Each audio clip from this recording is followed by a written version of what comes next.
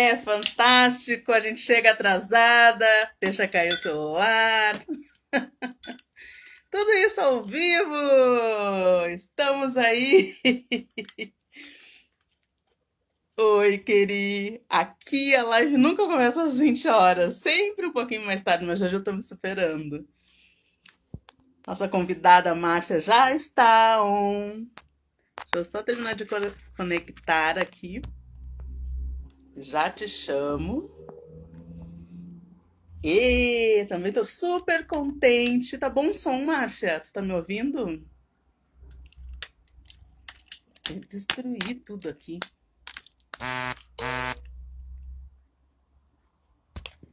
Vamos ver. Pronto. Sejam todos bem-vindos a mais uma live. Esta é para encerrar o mês de abril. Sim, estamos em maio, mas ainda não terminei o ciclo do mês do jornalista.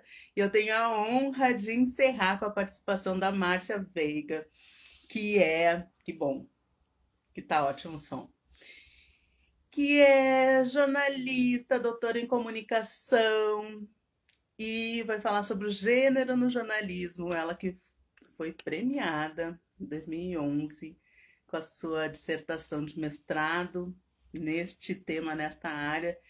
E aí ela vai trazer um pouco dessa experiência para nós. Vou chamar a Márcia agora. Taran, taran, taran. Vamos ver, vamos lá.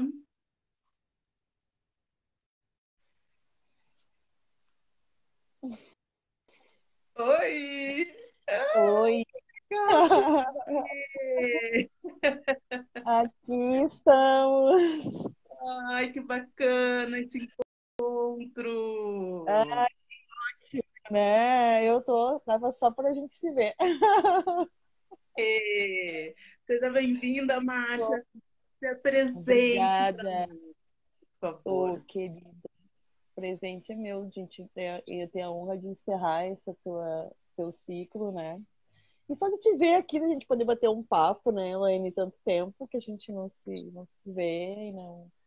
É Então, verdade. muito obrigada. Estou super honrada. O que eu coloquei lá no texto do feed para apresentar essa live é mais pura verdade. Eu acho que eu inventei essas séries para encontrar os amigos e conversar com todo mundo que eu não vejo há um tempão. E Sim. aí eu dou uma disfarçada com o calendário do mês, dou uma homenageada aí no que está acontecendo no mercado de comunicação e trago pessoas para confraternizar ou falar mal. Joia. Mas que bom. Eu acho que foi também um bom jeito que tu encontrou enfim, de fazer nesses tempos aqui bons encontros, boas conversas, né?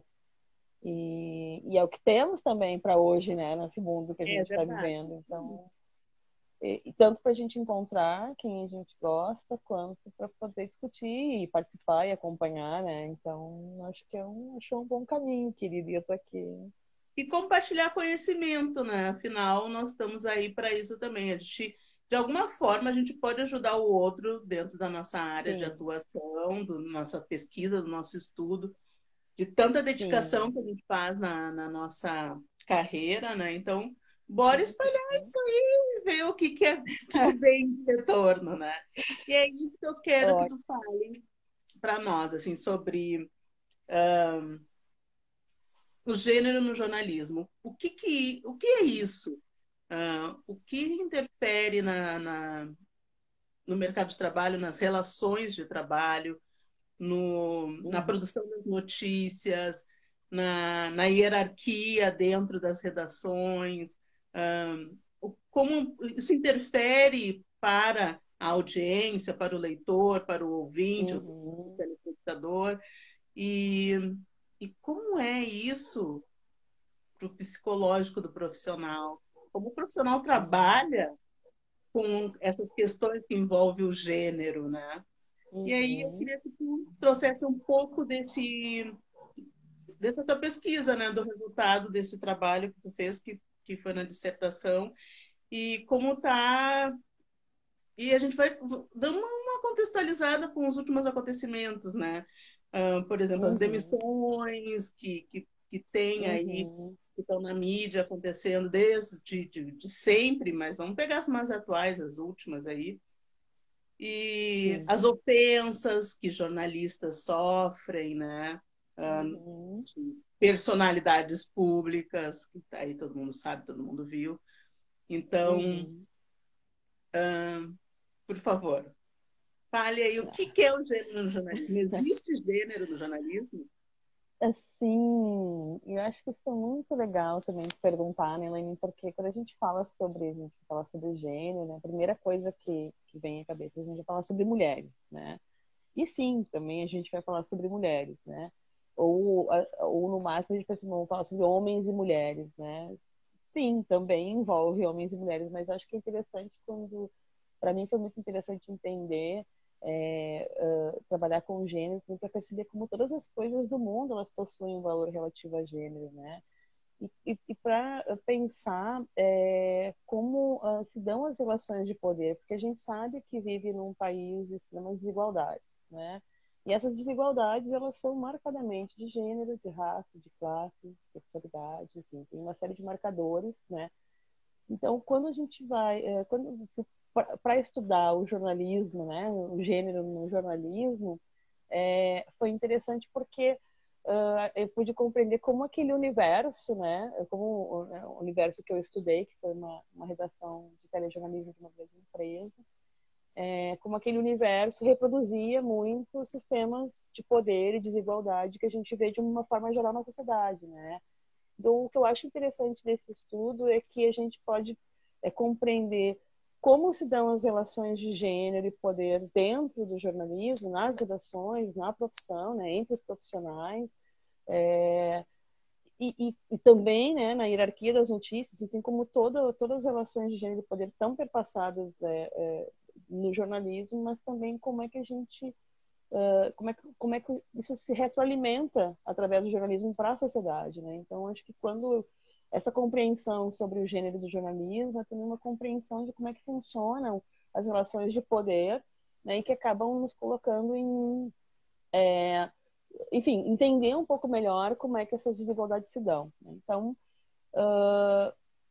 como é que eu vou contar um pouquinho assim da história, né? Então, eu tenho que fazer essa pesquisa, ter ficado dentro da redação durante 3 meses, né? Uma redação de telejornalismo, que é interessante porque a gente sabe que as notícias passam por várias mãos, né? Não é um processo produtivo que é bem que envolve muitas pessoas, né? Então eu E é cheguei onde lá com também Oi. tem é um meio de comunicação onde os rótulos impactam muito mais, né?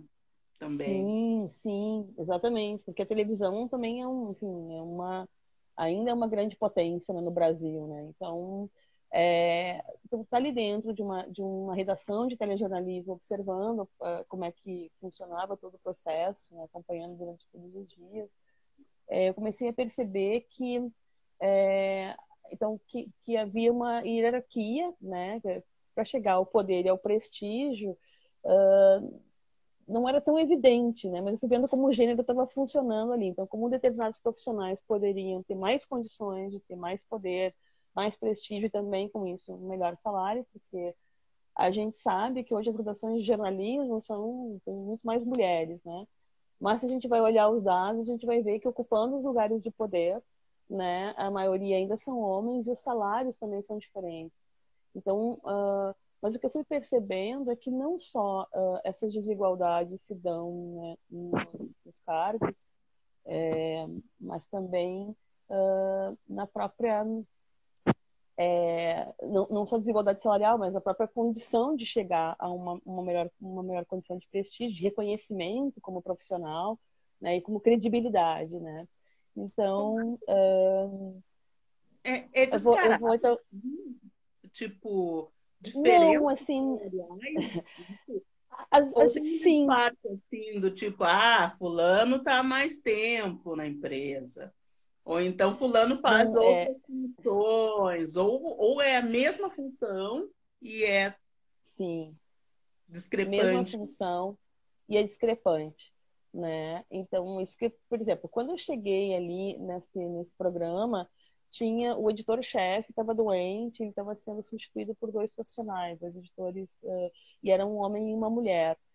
Então, eu fui vendo que eu acho que preciso falar uma coisa antes, assim, né? O que a gente está falando de gênero? A gente está falando assim sobre sobre aquilo que a gente convenciona na sociedade, né? Sobre o que seria, não é só apenas relacionados, o que seria, o que é papel das mulheres, o que se atribui às mulheres e aos homens, mas aquilo que a gente considera como feminino e masculino, né? Então, assim, a gente convenciona como sociedade, né? Como é que a gente tem aquilo que a gente acha, por exemplo, a força relativa aos homens, mas ao masculino, né? A competitividade, a ideia de dominação. Então, tudo isso a gente associa ao masculino e aos homens, né? E, de outro lado, né, a colaboração, o cuidado, a sensibilidade, a gente costuma atribuir às mulheres, mas ao feminino, né? Então, colocando essa lente de gênero para observar, observando todas as práticas, as hierarquias, a primeira coisa que me chamou a atenção foi que a gente sabe que na hierarquia do jornalismo, as principais notícias, as notícias que têm mais prestígio, né, e que envolvem os campos de poder, são aquelas chamadas hard news, né, que seriam as notícias duras, as notícias fortes, né, que numa analogia de gênero seriam aquelas de notícias masculinas. Porque elas também envolvem campos historicamente masculinos, né, como o campo da economia, da política, da polícia, né? Então, essas notícias são aquelas que, na hierarquia das notícias, são as que estão no topo. E em detrimento daquelas que são consideradas softs, leves, né, notícias de entretenimento, de cultura e tal, que não são tão valorizadas. E eu fui percebendo que, para fazer as notícias de hard news ali dentro daquele programa, né, geralmente se pensava em homens, né? Uma matéria de polícia que eu acompanhei a reunião de pauta, eu percebi que nós vamos fazer uma matéria, né, de polícia que envolve risco, coragem, né? Então a primeira coisa que vinham eram homens, repórteres homens, quem vai fazer essa matéria? Aí fulano não dá, porque o fulano só faz matéria de brincadeira. Ciclano não dá porque o ciclano é negro, então ele vai trabalhar com polícia, não vai dar certo. Então aquilo me fez entender que preferencialmente eram pensados homens, mas não quaisquer homens, né? Esses homens deveriam reunir determinados atributos do masculino que os identificassem como sendo homens, né? Ou assim, repórteres para uma pauta masculina, né? Outra coisa que eu acho muito legal da gente lembrar é que o jornalismo, a gente costuma dizer que o jornalista persegue o furo, né? E não tem coisa mais masculina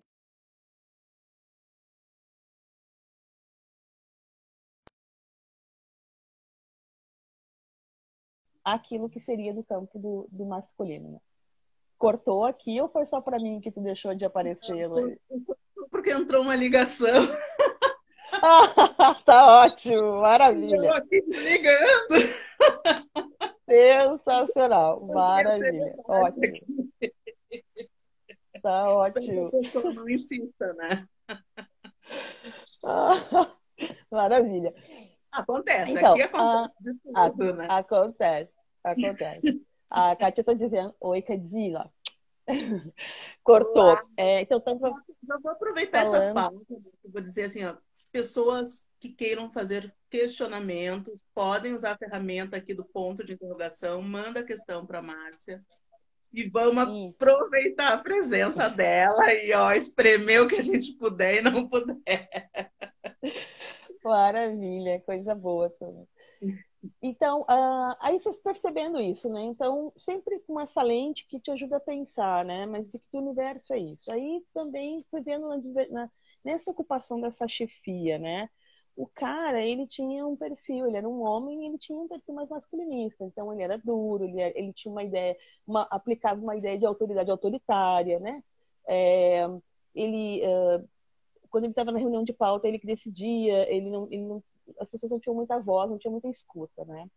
Então, e ela, ao contrário, quando ela estava na chefia, ela era tinha uma posição mais horizontal, né, de escuta das pessoas, todo mundo podia propor as pautas que queriam, enfim, eram mais ouvidos e tinha enfim, um senso de cooperação, né, que seria, a gente associaria mais às mulheres, mais ao feminino, né. Então, só que chegou um ponto que eu fui percebendo que mesmo que aquele espaço fosse mais confortável para os profissionais que estavam ali, da equipe, eles não a reconheciam. Oi? Entrou a ligação de novo e agora ficou sem som. Eu Ah, vou tá. pedir para te fazer aquele É. esqueminha, do tipo entrar e Qual? sair, porque Sair? daí eu sei que volta. Tá bem. Peraí. Gente, não vão embora, fiquem aí, porque aqui é assim, a casa tem problemas técnicos, mas a gente mantém um encontro e toca o baile. Aproveita aí, organiza o pensamento e manda a pergunta para a Márcia, que ela já volta.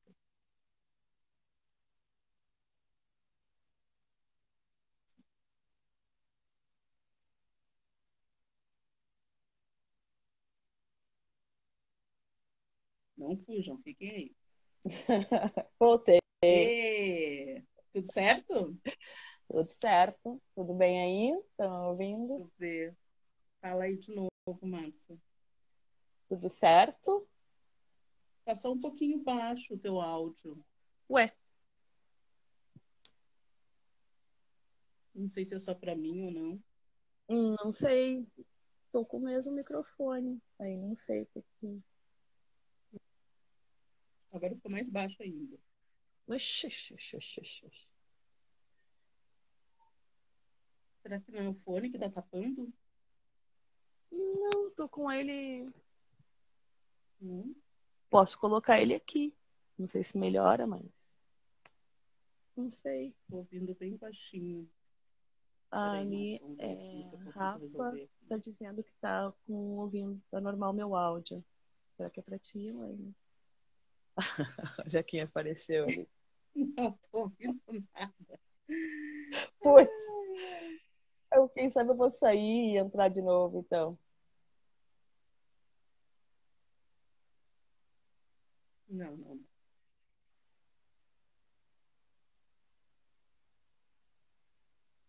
Vamos tentar de novo, Márcia, rapidinho. Uhum. Tá.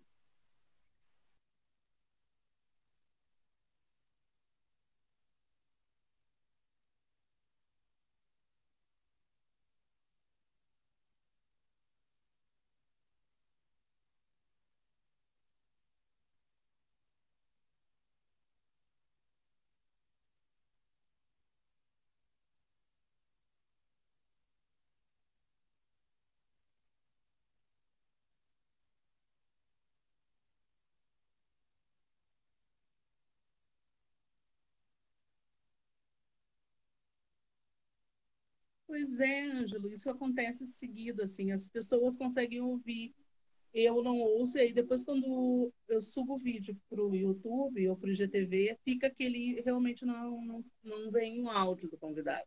E aí, agora? Tá me ouvindo? Tá me ouvindo? Agora tá todo mundo ouvindo?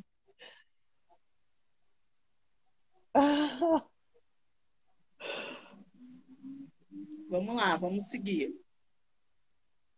Tu me escuta, Elaine? Não. Gente, é impressionante, eu não tô.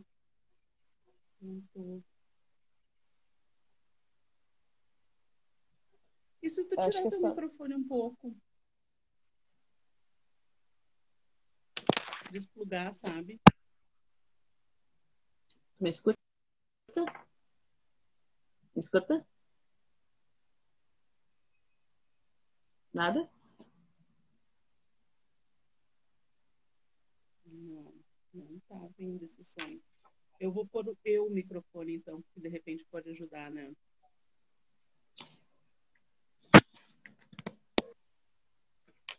Só um instantezinho aqui que eu já vou conectar.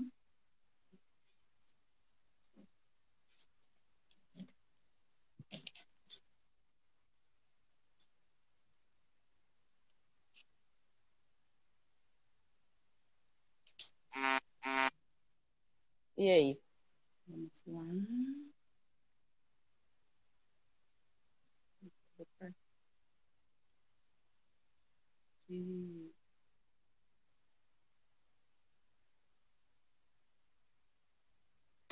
E aí, nada? E aí, tá ouvindo, Márcia? Eu te escuto. Tô te ouvindo!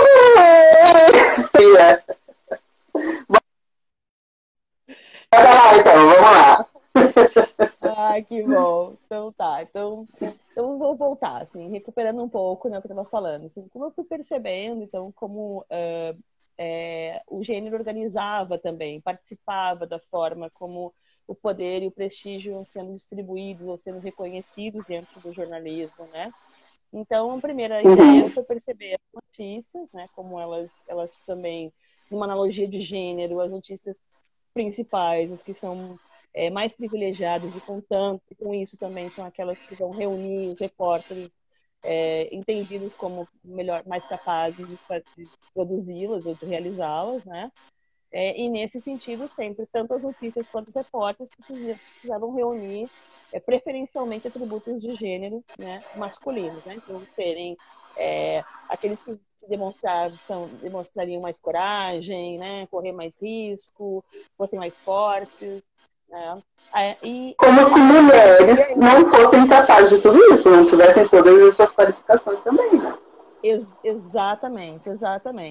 Então, é importante que a gente entenda como essas convenções de gênero, né, são aquilo que a gente vai convencionando socialmente, como atribuindo, né, aos sujeitos, né, e como se também houvesse duas grandes categorias, né, as mulheres e os homens, né. Então a gente foi criando ideias, né, como se as mulheres não fossem capazes, fossem frágeis ou fossem mais débeis, né. E isso tem uma história do conhecimento, inclusive, que nos mostra como essas construções estão sendo feitas, inclusive em lugares de poder e de saber, né.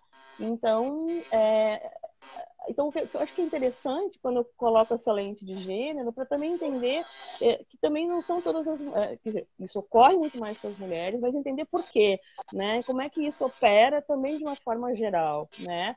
E que algumas mulheres, evidentemente, vão estar com muito menos condições de chegar ao poder e ao prestígio, porque isso vai envolver a intersecção de outros marcadores sociais, né? Como classe, raça, sexualidade, né?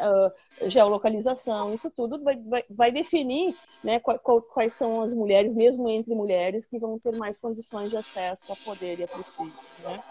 Então, olhando para dentro do campo do jornalismo, então observando aquilo que eu disse inicialmente, né, que todas as coisas do mundo possuem um valor relativo a gênero e poder, né? E isso a gente vai vendo com aquilo que foi convencionado hegemonicamente, né? E é evidente que isso, quando eu sempre falo, é importante lembrar que eu não estou falando que existem só dois gêneros, né? Que às vezes me perguntam. Eu estou falando que na nossa sociedade convenciona que existe o masculino e o feminino e atribuem papéis para sujeitos, né, com essas marcas que geralmente são identificadas principalmente pelas marcas biológicas.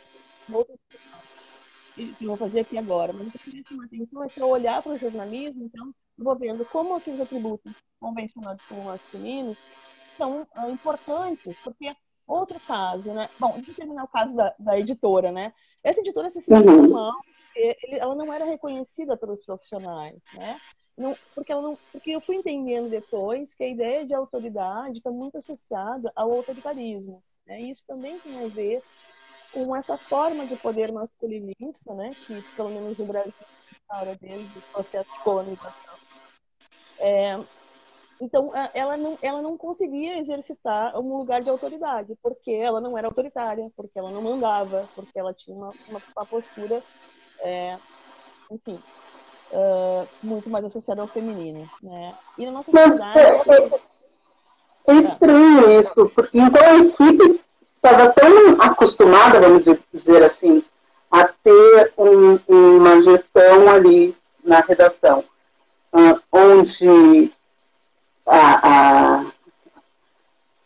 esse sistema autoritário já estava ali instalado, que quando tinha a oportunidade de ter uma outra orientação mais empática, colaborativa, participativa, ninguém queria. Isso não era uma benesse, isso não era confortável, não era um sonho do colega, porque não é possível que tu tenha um chefe autoritário que tu goste disso, né? Goste de ser chicoteado, ser chibatado na redação, né? Então, e para a gente ver como essa é uma estrutura de pensamento também, né? Porque, enfim, essa é uma estrutura de como a gente aprende a pensar muito inconscientemente, né? Porque também tudo isso que eu fui percebendo era muito inconsciente, não tinha uma clareza disso, né? E foi possível ler isso através das observações, anotações e uma leitura com uma teoria, né? Que me ajudou a ler, né? A entender como é que o gênero estava perpassando, né? Mas a gente vai entender também, bom, por que a gente teve tantos governos autoritários? Né? Por que a gente ainda quer um pai, um mito, alguém que resolva a nossa questão? Né? Por que nós temos, por exemplo, assim, tanta louvação ao militarismo? Né? Então, essa ideia que o poder é autoritário, que a autoridade é autoritária, se tu não for autoritário, isso a gente vê nas famílias, enfim, né? Um pai tem que bater, Então, a gente tem por todos os lados, né? E ali o que eu pude dizer é que o jornalismo ele é um microcosmo ampla, né? Ele reproduz as nossas dinâmicas, ele também está baseado no sistema de valores, né? Vai valorizando. Então, nesse caso, por exemplo, eles ficaram à vontade, mas é isso, eles não a reconheciam. A mesma coisa a Guacira Lapsor, na banca, ela sabe que quando você tem uma professora mais horizontal, uma relação mais horizontal, os alunos acham que não é uma boa professora, que não tem autoridade, né? Então há uma questão muito inconsciente, né, de trazer a ideia do poder e da autoridade autoritária, né? Então é um sistema de poder masculino no qual a gente vive. E a gente valoriza, dá mais valor para a relação com ele, não apenas aos homens, porque também não são quaisquer homens, né? Os homens que não forem reconhecidos como essa masculinidade hegemônica, eles vão ter sua masculinidade também colocada em dúvida, independente da sua orientação sexual, né? Inclusive, pode ser um homem gay, mas se tiver todos os atributos de masculino, dificilmente for bravo, né? Enfim, positivo e tal, dificilmente vai sofrer tanto quanto um homem gay que tiver marcas de feminino, não houver o reconhecimento dessa marca da masculinidade hegemônica, né? E isso também está nas outras coisas. Então, assim, nesse caso, ela se sentia também muito mal. Ela acabou saindo do revezamento dessa chefia. E entrou uma outra mulher. Só que essa outra mulher já chegou dizendo, eu não mostro os dentes, eu pego o chicote. Quer dizer, ela começa na fala dela, nas atitudes dela, mostrando que ela era, né, uma postura autoritária, né? Uma relação hierárquica, verticalizada, né, de não sorrir, de não demonstrar sensibilidades, né? Bom, a gente está acostumado com essa predominância dessa forma de poder, né? Então, ali dentro do jornalismo, isso nas relações entre eles, as relações entre as notícias, os tipos de programas também eram aqueles que tivessem a ordem das matérias, tudo isso, eu ia dizendo assim, notícia forte, violência, né, polícia, política, são as coisas que são as que mais interessam e que têm mais valor, né? O próprio jornalista investigativo que tinha na empresa nesse momento que eu estava lá, digamos que ele era o único ativo, né? Porque ele era o único espírito livre, porque ele era quem podia ter equipamento próprio, ele era o único que tinha microfone, que tinha um carro próprio, que podia dizer a pauta que ele queria fazer, ele tinha uma autonomia, né, e um poder que não era o mesmo dos demais. Os demais, digamos que seriam os passivos, aqueles que receberiam de cima as pautas que deveriam executar. Então, essa ideia de... Isso era porque ele trazia as notícias em primeira mão, trazia o furo, ou porque ele também detinha essas características masculinistas? Ele tinha as duas coisas. Eu não sei como é que se deu o fato dele se tornar o principal jornalista investigativo, não sei, né? Mas ia percebendo muito já vinham vindo alguns jornalistas ali que estavam querendo fazer o mesmo caminho, né? Já tinham tido outros também na empresa que tinham essa possibilidade, eles contavam, né? Então, eram as pessoas que têm credibilidade, têm poder, têm credibilidade. A mesma coisa aconteceu no programa. Tinha um apresentador homem e uma mulher. Os dois tinham o mesmo casa, os dois tinham praticamente a mesma idade, os dois estavam no programa ao mesmo tempo, Mas ele decidiu o que ele queria fazer, as pautas dele sempre eram as pautas fortes, né? Ele tinha muita autonomia e ela não. Então, a gente vai vendo o quanto o fato de ser homem, né? Um tempo depois que a demitida e a justificativa dessa demissão dela, dessa apresentação, era de que ela estaria muito gorda, né? Isso não acontece com os homens, né? Então, os homens podem envelhecer, podem engordar, né? Então, assim, tem toda uma camada de convenções sociais que envolvem não apenas o gênero, mas que vão delimitar os corpos, né? Os corpos que importam, os que não importam. E as mulheres são sempre mais, no Brasil, impactadas, né? Então, a gente tem muita coisa de ser jovem, né? E isso pesa muito mais para as mulheres, né? Elas vão ter que sempre se manter jovens. E para o homem essas questões não... Porque, em tese, parece que eles têm a cabeça, né? As mulheres, elas têm que ter... O corpo delas é objetificado. O corpo delas também é pensado como a mensagem, né? Então, isso tudo a gente vai vendo como acaba interferindo nas próprias relações entre os profissionais, né? Eu não peguei nenhuma relação de assédio diretamente dentro do período de campo que eu estive lá.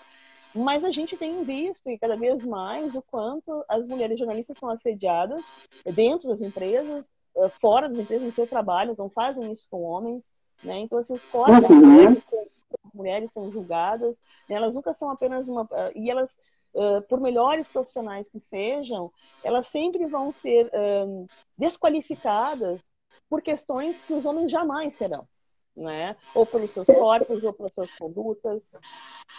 Sim, eu não sei se tu lembra, mas teve aqui no Rio Grande do Sul aquela repórter esportiva que estava num estádio, não sei qual dos dois aqui de Porto Alegre, não estou lembrada, e ela estava fazendo um boletim de passagem, era uma TV, né?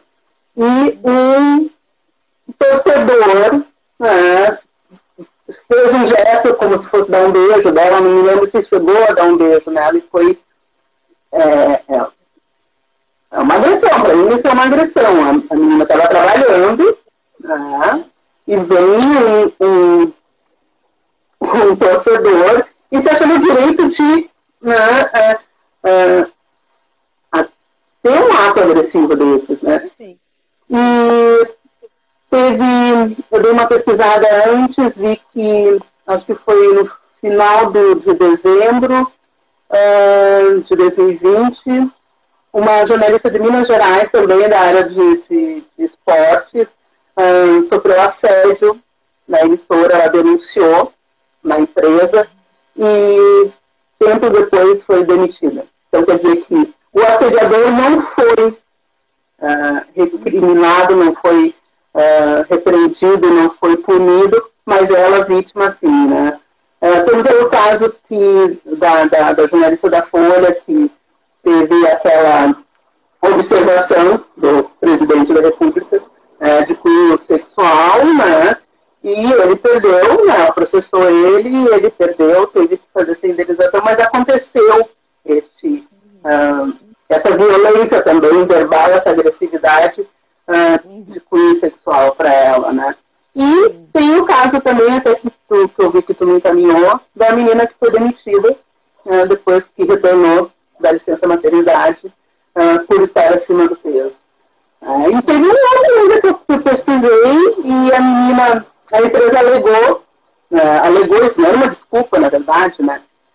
Que ela teve Covid, 20 dias depois, quando ela retornou ao trabalho, ela foi demitida e ela não achou que isso fosse a causa realmente da demissão dela, e quando ela foi pesquisar, realmente foi porque ela também foi denunciada caso de assédio sexual na empresa, né, pela chefia, e a empresa não tomou medidas a favor dela, foi contra, né. Esse caso foi em São Paulo, se não me engano. Então, quer dizer que tudo isso é o quê? Está ligado a essa questão do gênero, né, do masculino? É isso? É isso, porque a gente, essas convenções de gênero, né, que cada lugar tem as suas, enfim, né, e a gente, assim, elas, digamos que elas fazem parte de uma normativa, né, da sociedade, assim, que elas também vão se transformando, né. Por exemplo, as expectativas que a gente vai colocando, porque isso desde que agora com a ecografia, né, se aparece ali, se tem pênis, é indicado que é menino, né, de cara já se diz que é um menino ou uma menina, e com isso lança-se toda uma expectativa sobre comportamentos, né? Menino usa azul, menina rosa, menina tem que fechar a perna, menino tem que abrir, menino tem que ser mais comedido. Então começa uma série de expectativas, e isso não só dentro da família, mas isso está na igreja, na escola, na mídia, e isso vai se retroalimentando o tempo todo. Né? E eu acho que é muito importante quando a gente vai olhar para isso, não só como isso está acontecendo dentro do jornalismo, mas como o jornalismo acho que todo mundo aqui é homem ou mulher. Depois a gente está na natureza, global e tal, né? Não pesquisa sobre isso. Tão pouco que se questiona que se criou expectativas sobre o homem e principalmente que a gente vive uma sociedade hierárquica. Então, tudo que é relacionado ao tem melhor valor. Então, a gente não está, por acaso, em uma sociedade violenta, porque nos é valorizada a força, né, a competitividade, tu tem que pisar no outro para poder ser alguém. E isso tudo, né, que a gente atribuiu sempre como se fosse do universo dos homens ou do masculino, né? Hegemonicamente, né? Então, isso é um conhecimento de senso comum que vai paulatinamente se transformando, né? Se a gente olhar para a história disso, é um troço, nossa, né? Mas com muita lentidão se transforma na cultura, mas se transforma, né? Então... Mas como é que se combate isso, Márcia? Eu acho que a única forma de se combater isso é o acesso ao conhecimento. Eu acho que não há outra forma de tu compreender. Porque eu acho que principalmente nós mulheres, quando a gente começa a estudar gênero, começa a ler, fazer as leituras de movimentos feministas, ou enfim, e começa a estudar um pouco isso faz muito sentido, porque a gente começa meio que a entender o que está acontecendo, né? Aquilo que tu acha que é do campo privado, por exemplo, às vezes eu pergunto numa sala de aula, tem certeza que tem um irmão e que a mãe tinha que arrumar a cama e o irmão não precisava arrumar a cama para ir para a rua jogar bola, a cama do irmão, a nossa. A parte da socialização, né? Eu sei de um na escola, muito tempo também, de muitas ditaduras, de escola, mas a gente não acessa a um conhecimento, por exemplo, da origem disso tudo, né? A gente tem uma origem do Brasil, por exemplo,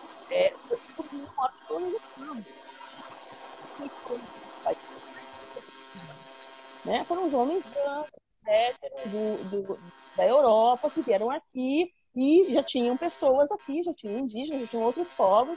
Eles se colocaram em hierarquia dos outros povos, né? Como superiores, né?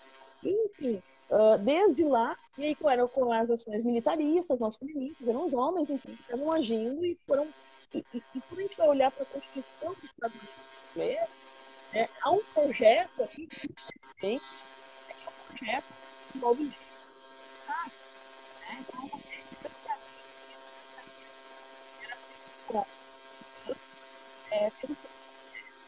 então, homens tem outros projetos que às vezes não dá mas entender a nossa história no colégio. Isso não está também muitas vezes dentro das universidades, né? Os estudos de gênero, que são estudos que pelo menos assim, então, nesse final da década de 60, né, tem a luta feminista, né, a luta racial, todas essas lutas foram trazidas para dentro da universidade para serem refletidas. E quem entender por que as mulheres vivem em desigualdade em relação às mulheres negras, as próprias mulheres. A gente quer entender isso, a gente leva isso para a universidade para estudar. Estudos já existem há bastante tempo, mas eles são marginais. Ou seja, tu quer transformar isso em eu Eu vivo num país que é de desigualdade, que tem história baseada nas ideologias, que fora da forma como a gente pensa, é mesmo a gente sendo mulher, nós como mulheres, nós vamos ter que porque isso domina e não é rompido. Então, eu acho que a única forma de fazer uma ruptura é que a gente possa acessar esses conhecimentos, saber como é que isso funciona.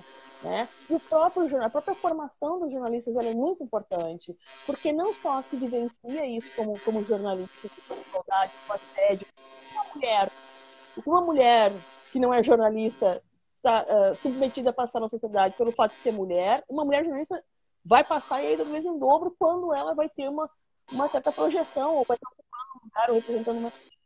Ela vai ainda mais. Então, não só é importante formar jornalistas com essa noção, para que se revejam as relações de gênero e poder dentro das empresas, mas principalmente para que esses profissionais possam produzir um conhecimento e uma forma de conhecer o mundo um pouco mais complexa, né? E que possam próprios valores. Ok que até aqui as coisas predominaram dessa forma, né? Mas no momento que tu acessa esse tipo de conhecimento, começa a entender como é que o poder opera, como é que... Quando eu conto essas histórias da redação, por exemplo, uma vez eu fui em uma palestra na SPM e tinha algumas colegas, até da Karine também, que tinha trabalhado na Record e em outros lugares, em veículos, né? Aí eu perguntei, isso faz sentido para vocês? Elas todas levantaram a mão. É porque não é uma vivência individual. Então, quando a gente toma consciência que não é uma vivência individual, que não sou eu o problema, eu mulher o problema, ou eu, né? Quando tu entende tu nesse mundo todo, como é que ele funciona, tu sacou que isso... E por isso que é tão difícil denunciar também, né, Elaine? Porque as pessoas pensam dessa maneira, elas não enxergam. Porque elas não sabem o que é, elas não enxergam, porque elas não sabem o que é. Pois é, mas eu acredito também que é preciso que a sociedade tenha consciência de que isso precisa mudar, porque isso não acontece só no nosso meio, né? Só na comunicação, só no jornalismo. Isso é um problema social, é um problema estrutural da nossa sociedade. Então, é comum em várias áreas, porque... Exatamente. Tá calcado no machismo, né? E é que nem racismo, é estrutural. Então, como tu vai contribuir, quem não é do meio, mas também sofre com isso? Porque tu não pode se ausentar porque não é contigo e porque não é da tua área, do teu setor. Acho que esse comprometimento social também precisaria ser trabalhado, né? E quanto mais situações dessas forem divulgadas, maior eu acho que é a oportunidade de cada profissional da comunicação combater e apoiar a coleguinha do lado, né? Porque não é uma competição, isso é uma realidade, é uma realidade que não contribui para o processo, para o meio, para o ambiente, para a categoria. É um motivo de vergonha para o jornalista. Eu entendo isso, sabe? E assim, a gente até hoje agora vai começar as Olimpíadas e a gente vai de novo ver. Quando vamos se referir às mulheres jornalistas, por exemplo, às musas da Copa, ou às musas do PAN, as musas da Olimpíada, né? Ninguém fica chamando o jornalista homem de muso, não sei o quê. Né? A gente vai de novo ver as mulheres que competem, vão sempre ser chamadas, sempre ser referidas, né? Tem seus companheiros também, competidores, sempre vão ser referidos a partir dos outros, né? A sorte, eu acho, Elaine, porque a gente, assim, quando eu fiz essa pesquisa, foi 2009, né? Desde lá para cá, muita coisa já mudou, inclusive com uma chamada quarta onda. Isso é muito importante. Desculpa, eu não entendi. O que mudou de lá para cá? No meio disso, entre 2009 e agora, a gente teve uma chamada quarta onda, né, feminista, ou seja, uma grande circulação de informações, e a internet foi bem importante para isso, né, para que se chegasse a coisas em questão. Então tem um avanço entre eu fazer pesquisa e agora que se andou, né? Então eu acho que tem uma geração que está chegando aí que também não está mais, que já está vendo as coisas. Eu me lembro que eu mostrei um artigo para uns alunos na graduação e eles leram aquilo e perguntaram: mas eles disseram isso mesmo, né? Os jornalistas que eu tinha pesquisado, né? Porque eles diziam coisas que são... por exemplo, dizer que uma pessoa, eu nem apertei a mão porque podia pegar AIDS, alguma coisa assim, tipo, como é que alguém diz uma coisa dessa sendo jornalista? Já lá em 2009 já era dureza demais, né? Então, eles acabam, e eles não se dão conta que essa é uma forma de conhecer que tem estereótipos. Bom, a gente já vai meio que inconscientemente lendo a realidade, olhando para as pessoas, já julgando e classificando a partir desse lexo de conhecimentos de gênero e de raça que a gente tem, né? Então, eles vão para uma pauta já achando que fulano não tem credibilidade, ciclano não vou ouvir, não vou apresentar. Quer dizer, tudo... E a forma como vão narrar essa realidade também está baseada nesse conhecimento de senso comum, que está privado de machismo, de racismo. Então, assim, precisa chegar e entender que, olha, isso não é um problema individual, isso é um problema coletivo, como tu bem disse, isso não é um problema também só dos jornalistas. Mas o que agrava com os jornalistas, ou de qualquer pessoa da comunicação, é que o fato da gente ser diferente, ou de a gente ter pênis, ou ter vagina, ou ter um homem, ou ter uma mulher, não significa nada a não ser uma diferença. Agora, o que transforma a diferença em desigualdade é a forma como a gente nomeia, como a gente classifica, como a gente hierarquiza. Então, por que sempre, quando vão xingar algum homem, por exemplo, vão chamar ele de viadinho, o que ele está querendo dizer? Não só a questão da homossexualidade, mas ele vai chamar de mulherzinha, ele vai sempre querer trazer alguma desqualificação que seja associada àquilo que não é masculino, né? Quando chamam a mãe do juiz o juiz de filho da puta, ele não está falando que a mãe do juiz é uma trabalhadora do sexo. Ele está querendo dizer que a mãe dele faz sexo com prazer, que é algo que ainda não é aceito na sociedade. O prazer é dos homens, não das mulheres. As mulheres são né? Então a gente vai entendendo desculpa, o quanto isso está, e isso circula demais. Então, por isso é muito importante, porque nessas peças de comunicação, quando a gente vê uma propaganda de cerveja, por exemplo, já está evidente a propaganda de cerveja, né? Será possível que as mulheres sempre vão continuar sendo objetificadas, ou como uma garrafa de cerveja, ou como, né? Então, assim, quando a gente olha para as peças publicitárias, para as peças jornalísticas, a gente percebe o quanto os sujeitos que estão produzindo isso não tiveram acesso a determinados conhecimentos, né? Que estejam capazes de criar outras coisas, né? E que possam romper com essa estrutura, né? Porque quando a gente está escolhendo determinadas fontes, quando a gente está descrevendo, olhando com juízo de valor, considerando aquele outro menor a partir das suas marcas de gênero, de raça, de classe, seja como for, e a gente vai escrever uma matéria a respeito, a gente vai ali, é um processo-chave. A gente vai, ou não, contribuir para transformar aquele diferente de mim em desigual, né? Então, para mim, eu acho que é muito chave a gente entender. Porque isso também não adianta só silenciar, né? É preconceito. Tá? Mas o preconceito, ele é um pré-conceito, ele é um conceito prévio, é um conceito de senso comum, né? Ele é um conceito que, inclusive, serve, esse universo de valores serve aos mecanismos de poder, né? Então, a gente... eu acho que precisa acessar isso, porque através da escola e através da universidade, porque são os lugares onde, que é para ser um lugar de pensamento crítico, né? E que pode ir levando, inclusive, crianças a questionarem as peças que estão vendo na televisão, né? Que provavelmente uma criança que futuramente vai ser uma jornalista ou uma publicitária vai ter uma criticidade, um conhecimento do quanto aquilo determinado enquadramento, determinadas escolhas vão reproduzir esse sistema de valores que transforma diferentes em desiguais, né? Que é isso que a gente tem operando no Brasil.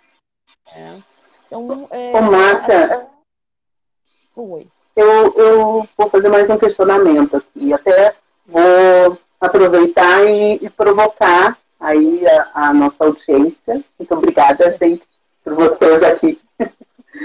E se vocês tiverem questões, façam, fiquem à vontade. Pontinho de interrogação ali é a ferramenta ideal para enviar o questionamento de vocês. E o que eu quero colocar é que eu me sinto muito incomodada ao ver uma notícia onde, por exemplo, eu dou o exemplo da chacina na comunidade de Jacarezinho, e eu sei que muito disso vem da fonte, mas como uma desculpa, um argumento de que morreram bandidos. Então, primeira coisa para justificar as mortes, né, justificar a chacina, é que tinham ficha criminal. Então, é preto, tem ficha criminal. Acho que não precisa nem verificar. Se é preto, é favelado, é pobre, é bandido. Está justificada a morte. Ponto. Agora, a forma como é noticiado isso, tem uma estrutura matéria, né? A gente sabe que tem uma estrutura. E no final sempre vem a assinatura. Fulano tem antecedentes criminais. Raras vezes, raríssimas, acho que uma ou duas eu vi que essa informação eu tive a impressão que foi omitida de propósito, porque não é um argumento que é válido para quem é preto, para quem é pobre, para quem tem dificuldade. É honesto! Então, preto é bandido, gente. A gente está vendo aí muitos bandidos fiéis, chamado de colarinho branco, que mas só tem tudo branco. Então, assim, vamos parar de transformar isso em um argumento também da notícia. Tudo bem, a fonte disso é a fonte disso. Agora, nem tudo que a fonte disso tu tem que reproduzir na notícia, né? E eu acho que na questão do gênero, na produção da notícia, isso interfere também. Eu acho que isso pode transparecer também. É certa essa colocação, Márcia, que eu estou te esse é o meu questionamento. Quem segue assim, essa doutrina do autoritarismo, do gênero nas redações, acaba transpassando isso na produção das notícias? Sim, porque eu acho que é importante a gente perceber que o racismo, o machismo, eles são formas de conhecimento também, né? É a forma como a gente conhece as pessoas e as classifica por gênero, né, por atributos marcadores sociais. Então, é uma forma de conhecer, né, e que é partilhada amplamente em tudo que a gente vê e escuta e vê. Então, assim, sim, a gente sabe que tem a estrutura da empresa, mas o que eu percebi quando eu estava na redação?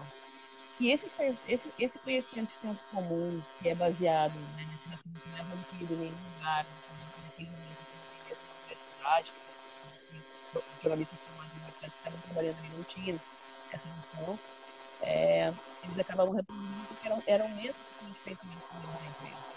Porque essa forma de organização social, ela serve, obviamente, aos donos do poder, e a gente sabe que na mídia tem parcerias identitárias, né? Demorando social, e sobretudo porque eles trabalham com a relação simbólica, né? Mas o que eu acho que a gente precisa e eu acho que então, a gente está num momento que está havendo mais questionamento. Agora nos academias a gente teve muito contra-discurso, né? E eu acho que a internet nesse sentido também contribui, porque agora não dá para simplesmente passar por televisão e te mandarem um e-mail, uma cartinha para a redação rasgar ou deletar, né? Aquilo está público, aquilo está gerando uma discussão pública. Então, assim, a gente está tendo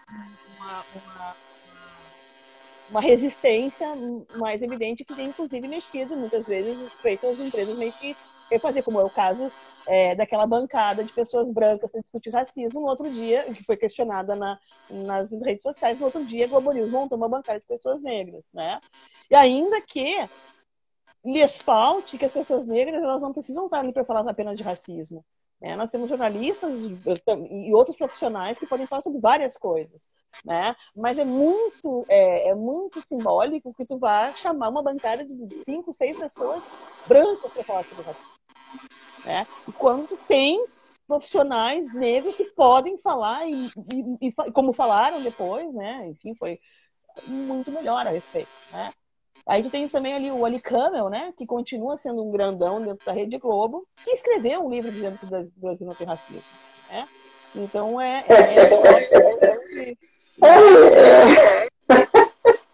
e que é inacreditável. Quem é esse cidadão? Quem estudou sobre isso, né? Vai lá e ele é o primeiro que tem a cara de pau de fazer um achômetro, né? Publicado em livro baseado no poder de ser um homem branco diretor lá na Globo, né? Mas, enfim, eu acho que isso, Elaine, assim, eu continuo assim, dizendo que a gente precisa acessar essas formas de não são coisas fáceis de serem rompidas, não são estruturas de pensamento muito... Para mim é muito difícil, às vezes, falar, por exemplo, sobre gênero nessa perspectiva com a qual eu trabalho, porque ainda exige um outro esforço, a gente sair do corpo e tentar pensar, né, no masculino e no feminino, porque a gente olhando para a linguagem, a gente vai vendo como como é que a gente está nomeando. Por que quando a gente fala denegrir, por exemplo, que significa tornar negro, tem uma conotação negativa, né? Então, exato. Olhando para as palavras, a gente vai ver, né, como elas têm relações com o poder. Né? Então, como a gente nomeia, como a gente vai classificar e como a gente vai hierarquizar, e os sujeitos vão sendo olhados a partir desse lexo todo que a gente cria, né? Que a gente é levado a criar, a gente é socializado dessa forma, né? Então, isso é um problema porque a gente não rompe com essas estruturas, né? E a gente vai entender por que não se investe em educação nesse país, né? Por que a gente não acessa determinados conhecimentos. A própria estudar gênero ainda é uma coisa que tu não tem, assim, um acesso tão... Claro, tem vários cursos hoje em dia, mas, assim, formalmente nas universidades, acho que poucas agora estão conseguindo colocar essas disciplinas, por exemplo, nos cursos de jornalismo, né? Porque também, hoje em dia, quem quer estudar gênero, não tem como estudar gênero, sem estudar gênero, pensando na interseccionalidade. Porque tu não consegue olhar... Que é um pouco essa discussão que te dizem, a esquerda chama os identitários. Mas, cara, a vida inteira a esquerda dizer primeiro classe, primeiro e o resto depois. O resto é o quê? As pautas das mulheres, as pautas das pessoas negras, as pautas das gays, tudo é para depois. Primeiro é classe. Não. Hoje não tem como. O resto é tudo para mim, né? Exato. E o tudo está super interseccionado. Aí eu falo de racismo, porque a gente tem que falar de classe. Bom, meu bem, mas se você for pensar que na base da pirâmide do país, da econômica, estão as mulheres negras, tu queres que eu te diga mais o quê, se não está aí os 3 marcadores interligados, né? Então, quando a gente está falando também de relações de as mulheres começaram a trabalhar fora, as mulheres quais? Porque as mulheres brancas, as mulheres negras sempre trabalharam fora. Então, assim, a gente... Não dá pra...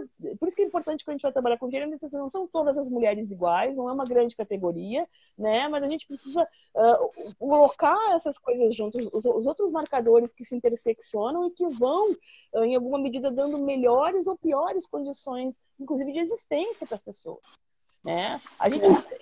É interessante pensar a desigualdade porque a gente olha a régua a final dela. Tu vai olhar ela na base econômica, mas tu vai ver quem é que mais está morrendo.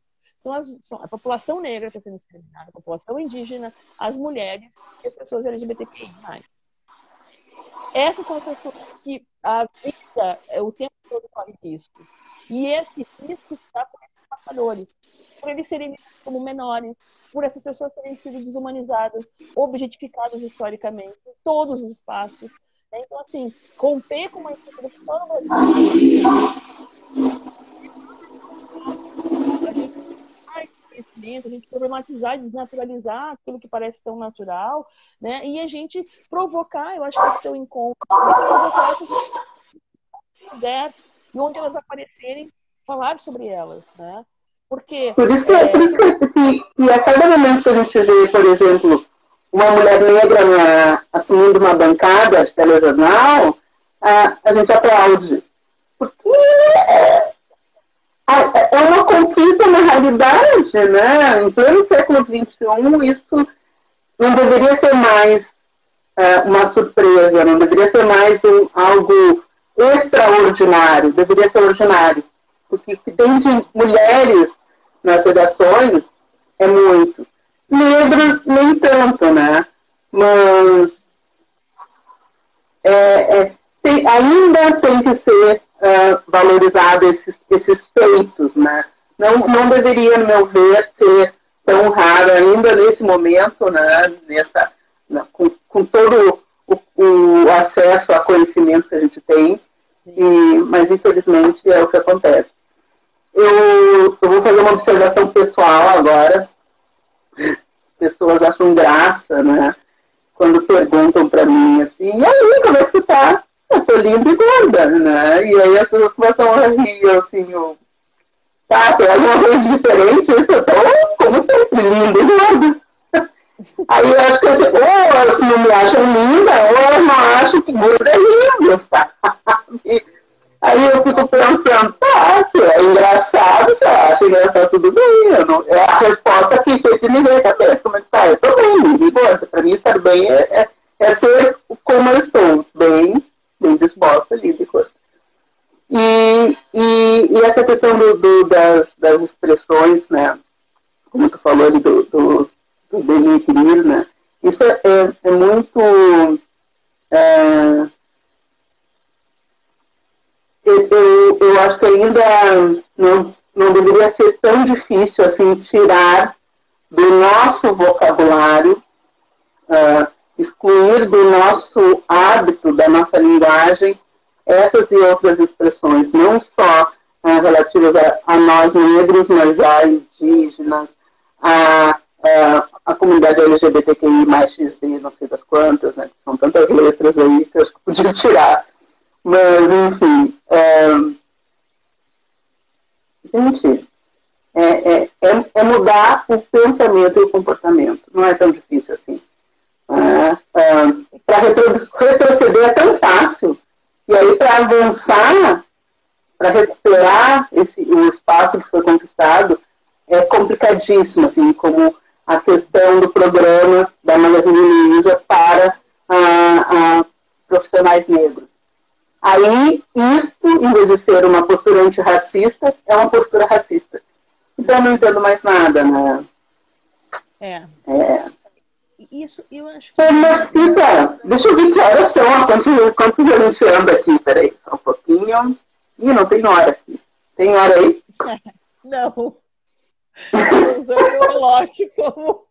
Então tá bom, continua. Se tem mais o que compartilhar com a gente, vamos continuar. O povo está silencioso, sinal que eles estão concordando com a gente, então vamos lá, bora lá. Não, é isso. Mas sabe, Elaine, que assim, parece que é fácil, mas realmente não é um processo fácil, né? Principalmente, eu acho que essa grande dificuldade, né? Eu acho que é mais difícil também, observando como no racismo tem mais resistência ainda, né? A uma mudança. Mas, assim, as pessoas acabam achando que isso... Quando elas cometem um ato de racismo ou de machismo, elas acham que... Primeiro que elas acham que elas não são racistas ou machistas. Como eu disse, elas não sabem o que é, né? Então, quando tu não sabe o que é... E tem uma coisa que, como tu não sabe o que é, como é que isso se constitui culturalmente, socialmente, de uma forma mais ampla, e como é que isso tudo, que já existia quando tu nasceu, né? E isso se reproduz por todos os espaços socializados. Tu aprende isso o tempo todo, mesmo que não esteja antes de nascer, já há uma expectativa que vai ser colocada sobre ti. Só em olhar pela ecografia, se é menino ou menina, né? O quanto isso vai gerar uma série de expectativas e de socializações de educação, né? Em todos os lugares. Então, eu acho que as pessoas acabam dizendo, não, eu não sou racista, não, eu não sou machista. Elas acham que é um problema individual, né? Já sei que são 9h10. Obrigada, Priscila. Como é que é? Ah, tá. São 9h10, né? Então, tu encerra quando tu quiser, querida. Mas, enfim, eu acho que é isso que é importante, porque assim, mas aquela mulher também, ela também é machista. Sim, eu acho que uma coisa que é importante a gente fazer, Laine, é a gente entender que não tem como tu nascer num país que é racista, que é machista, que é classista, que é heterossexista, e tu não vai ser isso. É impossível, porque esse é o regime de normativa dominante no país. E isso significa que a forma como a gente pensa está impregnado disso, e muito inconsciente. Então, a gente não entende que isso não é um problema individual. Isso primeiro se dá no coletivo e te torna um indivíduo, um sujeito, não um indivíduo, um sujeito assujeitado nessas normas, essa forma de conhecer. Então, eu sempre digo, todo mundo é racista, é machista, é classista, no momento que desde o momento que entrou saiu para o mundo, nessa terra, no Brasil, é isso. E tu só vai deixar de ser isso quando tu entender, realmente entender o que é isso. Não estou te acusando pessoalmente, individualmente, porque não gosto de mentir, porque são maus. Mas porque tu precisa entender como é que isso tá. O que primeiro isso é. Então, e aí tu vê que é tão difícil, porque, por exemplo, eu fiquei muito indignada aqui naquele Big Brother, o Thiago Leifert estava falando do cabelo, explicando o racismo, sem falar que o que era racismo. É luta, mas é uma luta contra o quê? E o que não vinha. Né? Então tu faz de todo malabarismo, inclusive para não falar, porque a gente nomeia, a gente dá poder para as coisas, né? Então assim, aí os caras vão sendo machistas, mas aí tu não fala que é machismo, porque tu dá um... E o não tão impressionante, mas aí era o Thiago Leifert, o branco, homem, que vai falar o que é o racismo sem dizer o que é o racismo, né? E aí ele chama para ele também, né? Aí tem uma questão de assumir, né? De verbalizar isso para milhares de espectadores, né? De telespectadores. E tu assumir essa responsabilidade. Sim. Não vai ser tu. Tu é a Rede Globo. Então, ele nunca iria verbalizar isso. Nunca. Eu acho que ali ele chegou no máximo dele, e para mim aquilo também nem foi lá, né? Tão grande assim, mas eu acho que foi o possível para ele, né? Mas você tem razão. Você tem razão, realmente. Tinha que ser feito, acho que sim, não, né? Eu acho que dentro. Mas isso já é um avanço, né? Ter né? Falado a respeito, mas assim, fala, mas não diz o que é. Né? Então a gente tem muita dificuldade, porque a gente sempre vai ficar com essa. E assim, sem saber, a gente não luta sobre tem capacidade de agir, que é a nossa ação pessoal, e mesmo como profissional, como jornalista, por exemplo, acho que restitui essa capacidade de agir, possibilidades, olha, tens como fazer um entendimento, acessar determinados conhecimentos, e a tua atuação vai ser diferente, né? Eu falo também sobre gênero, né, Elaine? Eu fiquei observando, a gente falamos do caso do jacarezinho, e aí tu falou, bom, a gente teve o Caco Barcelos, por exemplo, que não ficou satisfeito com o BO da delegacia, ou com o que disse a causa. Para ver como é que estava, sabe? Mas sim. E não fez só um livro, não fez 2 livros, mas ele continua, quer dizer, eu acho que tem uma série de coisas que tem muitos profissionais que conseguem romper com esse masculinismo no jornalismo, sabe?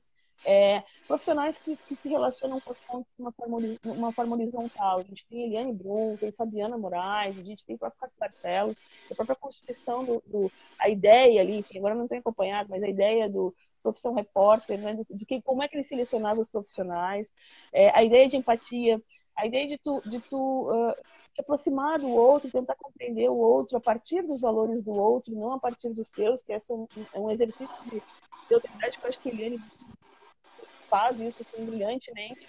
E o que eu estou chamando isso seria ser colaborativo, né? A ideia de poder colaborar com os seus colegas, de tu não entrar em permanente clima de competição e disputa, que é uma coisa super masculinista, né? O individualismo muito masculinista, que é parte desse conjunto, né, de poder, né? Então, acho que eu acho que tem alguns profissionais, jornalistas, que atuam com aquilo que eu identifiquei daí no pós-doc, né, como o feminino do jornalismo. né? Que é essa capacidade de horizontalidade, essa capacidade de escuta do outro a partir dos valores do outro, né? E não chegar lá como, bom, eu sei tudo, eu vou fazer minha régua, que é o que de fato acontece, né? Que é aquela régua cheia de machismo, cheia de racismo, cheia de quem não sabe, e aí vai colocar o outro nesse outro lugar. É esse jornalismo colaborativo, é essa ideia de complexificar mais as coisas, fazer com que as pessoas perguntem mais, do que tentar dar respostas simples para questões complexas, né? É sair do declaratório, é investigar, né? Então, assim, a gente tem práticas e que são feitas, e são feitas por profissionais que ocupam, e é isso que eu acho que é importante que os futuros jornalistas saibam, ocupam lugares no mainstream. Permanecer o CAC continua, a Eliane Brum está no El País, ou seja, eles nunca deixaram de ocupar, eles reivindicavam, inclusive, e as próprias empresas precisam de profissionais com pensamento mais crítico, precisam, porque a própria empresa vai acabar quebrando, produzindo esse monte de porcaria, porque ela está sendo contestada, porque a cultura está se transformando e ela tem que vir junto, senão ela também não existe. E pode provocar grandes transformações através do tipo de conhecimento que se tem e que se vai produzir, né? A respeito principalmente sobre o outro, né? Eu digo que as empresas têm suas cotas sociais, né? Não só raciais. Então, que são esses profissionais que elas mantêm e tem um motivo para elas manterem. Não é pela qualidade, habilidade e pela abordagem que essas pessoas exercem, não é? Eu justamente perguntei, né, para fazer o meio termo. E a gente sabe que tem muitas críticas da comunidade mesmo, né? Quando escolhem o seu meio de informação, né? Eu acesso o portal X, ou o jornal Y, ou escuto a rádio M, e é essa que eu gosto, porque a notícia é imparcial. Não é porque a notícia é imparcial, é porque a sua linha de pensamento é próxima àquela daquela emissora. Então, quando alguma notícia destoa na programação, tu vê que as redações são bombardeadas por críticas. Essa redação, essa rádio já tem uma programação melhor. Porque vocês estão apoiando bandidos, porque vocês estão fazendo isso, aquilo agora. Agora vocês estão iguais aos grandes veículos, que não sei o quê. Tu ouve esse tipo de coisa, né? E são críticas dos dois lados, né? Ou da audiência, ou então dos poderes, dos negócios, né? Do dinheiro, né? Ou assim, ou tu agrada a audiência, ou tu agrada ali os acionistas, né? Esse meio termo aí é que é complicado. No fim, sai o que a gente está vendo aí de sempre, né? E realmente, o que nos salva é, como tu colocou, esses profissionais que tu listou aí, que estão aí na batalha pelo... Eu até queria listar mais um que está aqui nos acompanhando, que é o Pablito Aguiar, né? Que o Pablito deve conhecer também já as tiras dele agora na Matinal, né? E o Pablito foi porque no pesquisa do pós-doc eu acabei incluindo ele também pelas práticas dele, que eu entendia como essas ações de resistência, né? Porque uma hora eu fui olhar, né, como é que funcionava o jornalismo mainstream, o poder, enfim, foi quando eu percebi que era masculino, né, masculinista, né? E aí eu resolvi o pós-doc e ver, mas onde há poder, diz o Foucault, a resistência, né? Então, onde é que estão essas resistências? E aí eu queria buscar e catar essas pessoas que também estavam no mainstream. E aí, nisso, contra a Fabiana Moraes, que me apresenta o Pablito, que está aqui, aí eu comecei a ler as matérias. E o Pablito não é um jornalista de formação, mas o Pablito faz jornalismo. E o jornalismo faz uma resistência, porque o Pablito, eu encontro nele também esses atributos do feminino que eu estava te falando antes, né, que são tão desvalorizados na sociedade e no jornalismo, que são esses sentidos da escuta, né, de uma escuta, de um trato horizontal com a sua fonte, né, de poder tentar compreender aquele outro, né, que eu acho que isso é muito bacana, que é uma grande ficha, tentar compreender o outro pelos valores que o outro tem. Ele está te contando uma história, eu não sou eu que vou dizer se essa história é certa, correta, perfeita ou não, né, e ajuda a dar uma complexidade de sujeitos, de fontes, de formas de enxergar o mundo, que rompem com aquelas fontes oficiais, que são sempre, a maior parte das fontes são os homens que ocupam lugares de poder, sabe, traz outras escutas, escuta outras pessoas, entra nos lugares, nas favelas, os pobres, porque a gente construiu isso historicamente, que pobres são sinônimos de marginais, né? Não porque estão à margem, mas porque são bandidos. Então, quer dizer, toda essa construção histórica que foi sendo feita, ela pode ir sendo desfeita, e ela vem sendo desfeita também pelas mãos, pelo olhar e pela escuta, pelo pensamento crítico e pela própria ação de luta e resistência nas empresas, de dizer, não, eu sempre digo para os alunos, mas se eu for disputar uma pauta com o editor, olha, o que tu tem que ter é argumento. O que tu tem de argumento é aquilo que tu vai estudar a respeito. Se tu vai lá dizer, olha, eu não vou chamar o travesti porque a travesti é uma identidade. Isso o editor a porta é ele, a topeira é ele. Porque a gente nunca vai conseguir transformar quem não esteja transformado. Mesmos caras repetindo as mesmas coisas. Quando falar alguma coisa diferente, vai dizer que ele é comunista ou sei lá o quê. Então, assim, mas que tem já, e essas são as deu uma cortada. Eu acho que, assim, voltou, a gente... Voltou. É só o som que não voltou. Olha, o boicote de novo. Estão querendo me derrubar nesse Instagram. Olha, Priscila, diz que os interesses acabam falando mais alto muitas vezes. Sim. E a gente precisa saber quem é que ocupa topo do poder e do prestígio nesse país. São os homens brancos, heterossexuais. Ai, não tô ouvindo não, hein? Ai, Márcia. Ai, peraí. Ai, deixa eu ver se meus fones, se a bateria dos fones estão funcionando aqui. Não, estão ok. Não sei, então. Márcia, vamos fazer o seguinte, vamos fazer mais uma vez esse esquema, e aí não vamos cansar nossa audiência também, aí vamos finalizar, vamos encerrar, a não ser que o Pablito queira participar também. Aí o Thiago dá mais um. Ótimo. E aí vamos finalizar isso aí. Beleza? Tá, te espero. Não saia daí, gente. Aí. Conto com vocês.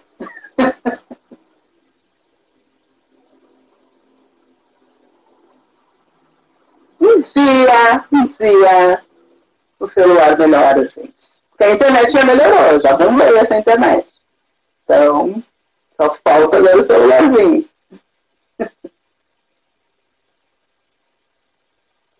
Olha aí. Márcia voltou. Acho que o Fabrício já ia.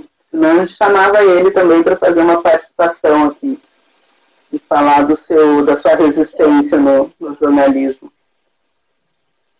Voltamos? Tá me ouvindo? Sim, tá aí, com voz e tudo. Mas acho que o Pablito saiu, né? Saiu, pois é, uma pena, Pablito. Pois é, acho que é isso que tu vê essa sensibilidade, né? Por que a gente não pode ter a sensibilidade, a escuta do outro, né? Por que a gente tem que sempre... Então, esse universo dos estereótipos, né? Ele é um universo difícil de ser rompido, mas quando ele é rompido, quando ele é rompido por esses profissionais, eles ajudam para que a gente possa também ter acesso e a conhecer de outra maneira, né?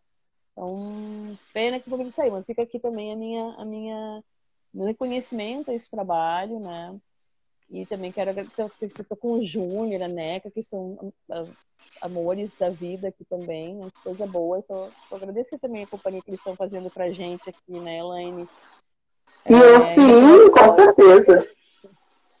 E eu não sabia do teu pós-doc, que é o tema dele é aí, tu foi buscar essa questão do feminismo, onde estava o contra-argumento? Porque isso, eu fui ver onde é que estava a resistência. E aos poucos pesquisando, né? Eu fui vendo, escolhi assim, um universo de livros, né? Acabei pegando pelos livros, porque eu tinha que pegar um escopo, onde é que eu estava vendo, né? Bom, peguei livros de jornalistas, né, chamados livros de repórter, né? Em que tem também uma prática por exemplo, acho que o livro da Eliane Brum, O Olho da Rua, ele é muito emblemático, ele me dá muitos elementos para pensar, porque a Eliane, no Olho da Rua, ela vai fazer as suas matérias e ela vai refletir sobre elas depois, né?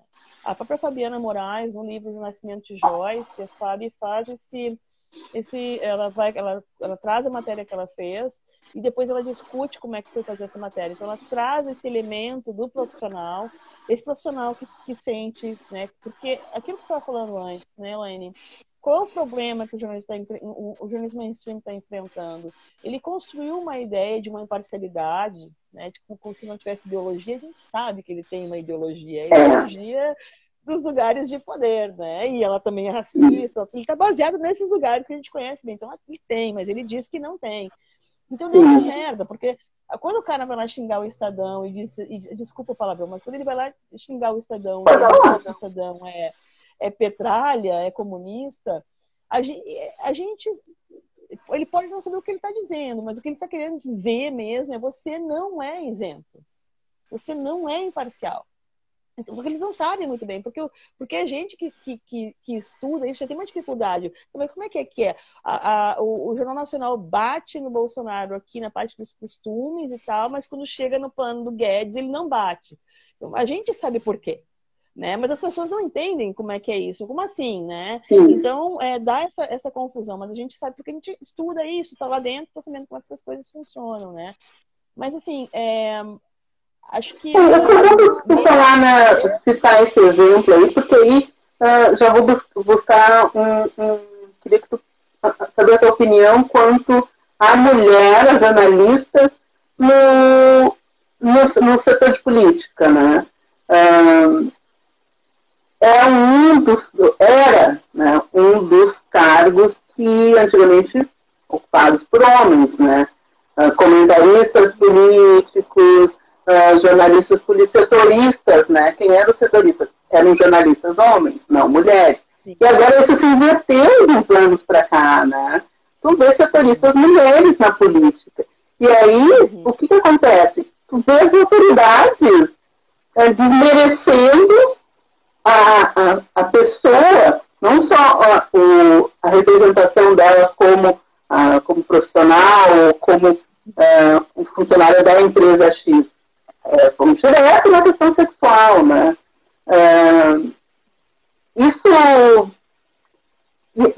Esse combate daí faz conta, gente. Não pode ser na base ali do processo por danos morais, por isso ou por X ou por aquilo, sempre.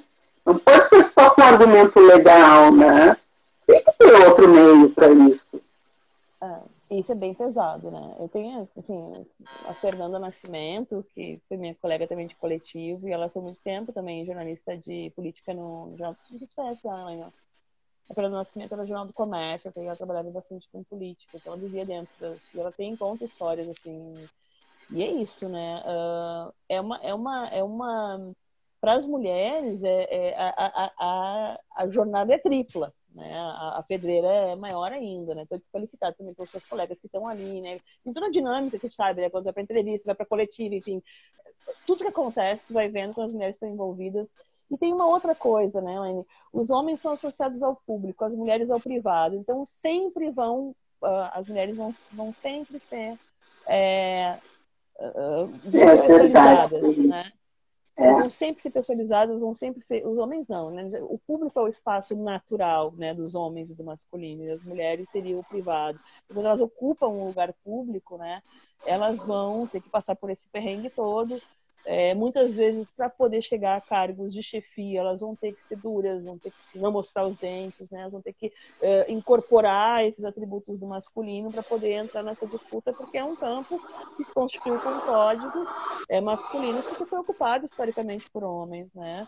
Então, elas estão no estádio de futebol, elas estão no campo, elas estão no setorista de política, elas estão ocupando esse lugar que, em tese, né, na nossa cultura ainda hoje, no século XXI, não é um lugar para elas ocuparem. Então, se elas forem forem ser desqualificadas, elas vão ser ofendidas pessoalmente, né? E com xingamentos que desqualificam pelo fato de serem mulheres. Não vão dizer que ela é incompetente, que sei lá, ela vai ser desqualificada pelo marcador de gênero, por ser mulher, né, jornalista. Então... Agora eu estou falando assim, que a jornalista ela tem que assumir umas características masculinas para fazer esse enfrentamento, né? Me lembrei da Marta, quando usou o batom vermelho, né? A Marta jogadora. Quer dizer que, ok, né? Tu é um esportista, mulher, aí se tu botar um adereço, não pode, né? Adereço realmente não pode, mas do tipo... Sim. Qualquer coisa que caracteriza o feminino, pronto. Aí já chama a atenção como se ela não fosse mulher, né? E não pudesse exaltar isso, né? Ai, bonita! Todas as profissões, né, Elaine? A gente vê, assim, que a gente falou, a gente não tem só desigualdade salarial entre mulheres e homens no jornalismo, né? A gente tem em todos os lugares. A gente vê, por exemplo, a diferença. A gente vê a Marta sendo a gigante que é, jogando muito melhor do que muitos homens, e ela ganha muito menos, né? Então, a presidenta Dilma, sempre que era reconhecida, ela reconhecida como dura, forte, técnica, né? Que seriam expressões. Exato. Mas qualquer coisa que ela fizesse que fosse julgada, é histérica, né? Porque o homem pode gritar e berrar, faz parte do seu poder de macho, do seu autoritarismo, né? E entrando no debate, inclusive, da sexualidade da presidenta, cara. Exatamente.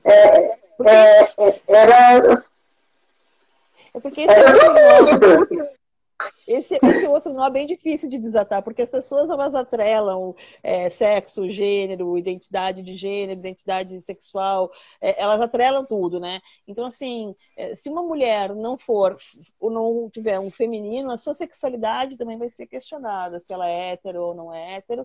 Né? E a gente sabe que nessa hierarquia de valores que a gente tem, né, as pessoas heterossexuais são melhor valorizadas que as que não são heterossexuais, né? Sejam homossexuais, bissexuais, pansexuais, enfim, assexuais.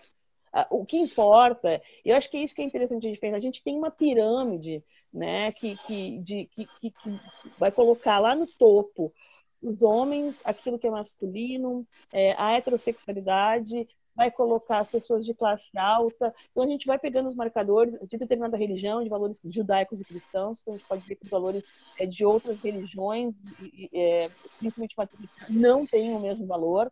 A gente vai observando como é que a gente vai, a partir dos marcadores sociais, convencionando aqueles que seriam mais importantes, mais humanos, melhores, né?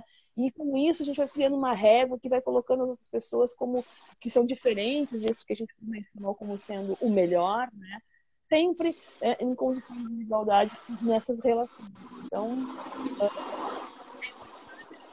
quem nós somos, como é que o poder opera, como é que ele está agindo em todos os espaços, mesmo dentro das nossas casas, dentro de uma redação de jornalismo, na sociedade como um todo. E eu vou dar só um último exemplo para a gente finalizar. Quando a gente está numa pandemia, que o presidente, a gente sabe que, para mim, é a exacerbação do masculinismo, né? do machismo, do racismo, mas quando ele diz que as pessoas são frouxas porque não usam máscara, quando diz que máscara é coisa de viado, quando diz que máscara é coisa de mulher, quando faz com que as pessoas tenham ações de aspas, coragem, né? Vão enfrentar o vírus, vão para a rua, Quando ele fala que está desqualificando tudo que é necessário nesse momento para cuidar para a sobrevivência. Que é o cuidado. Que a máscara é um sinônimo de proteção e de cuidado, sobretudo com o outro, né? Então, assim, eu acho que para a gente seria muito legal se a gente começasse a pensar nossos valores, né? Dar mais valor para o cuidado feminino, por exemplo. A gente dá valor ao cuidado, dar valor à sensibilidade, dar valor à colaboração, dar valor à coordenação, dar valor para tudo aquilo que a gente, na sociedade, que não valia nada, que não era bom. Né? Mas a gente, hoje, como espécie humana, ou a gente muda esse fio, até agora a gente veio nisso, veio predando a natureza, tratando a natureza como algo que tem que ser dominado, ocupado, as mulheres, e a gente foi foi dizimando com violência e força a todos os seres, né? Para sobreviver, a gente precisa mudar os valores que nós temos. A gente precisa cuidar assim, uns dos outros. A gente entra numa lógica de colaboração, né? Porque todos os seres na natureza são colaborativos. Nós somos a única espécie sobre a Terra que não é colaborativa. Eu tô rindo de nervosa. Então, acho que está na hora da gente rever essas coisas. Então, eu advogaria que a nossa melhoração de resistência, quando a gente puder realmente dizer, não, isso é muito mais legal. Eu prefiro muito mais, eu não quero mais o ganha-perde, eu quero o ganha-ganha. Né? E aí a gente avança. Né? E a gente está chegando num ponto bem importante para se repensar. E eu acho que quando a gente está falando de gênero, a gente está falando de valores. E quando a gente vai pensar nesses valores, se a gente olhar como é que a gente chegou até aqui, a gente percebe que talvez seja na hora de mudar. Se a gente quiser sobreviver, sobretudo como espécie humana, né? E evoluir. Né? E o feminino é coletivo, né? O masculino, ele é individual. Pronto, falei. Deu. E dado como encerrado. Querida, muito obrigada por ter aceitado o convite e compartilhado todo esse conhecimento. Beijo para a Alessandra, que concordou plenamente contigo nesse seu encerramento. Eu também, obviamente. Obrigada à participação de todos, quer dizer, a presença de todos. E se todo mundo ficou em silêncio, é porque todo mundo concorda. Bom, que bom. Ai, Márcia, eu tô sem palavras, assim. Sem palavras. Tu sabe que tu é minha ídola. E tu sabe que tu é a minha, né? Então a gente tá junto aqui podendo rever. Adoro. Aqui ver e também encontrar algumas pessoas queridas que também entraram por aqui, se fizeram presentes, né?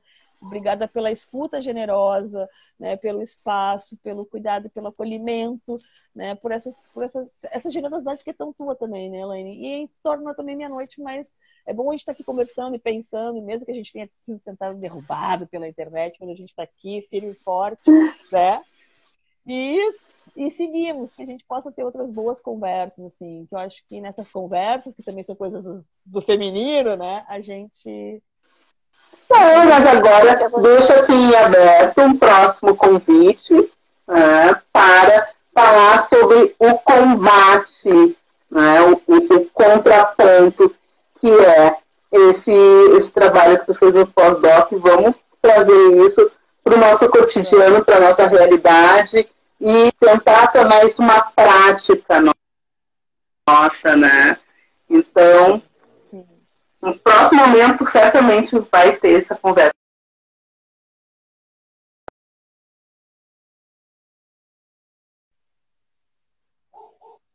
Entrou a ligação de novo. Vamos encerrar isso aí, que agora não vai parar mais. Beijo, muito obrigada a todos. Obrigada a todos. Tchau, tchau.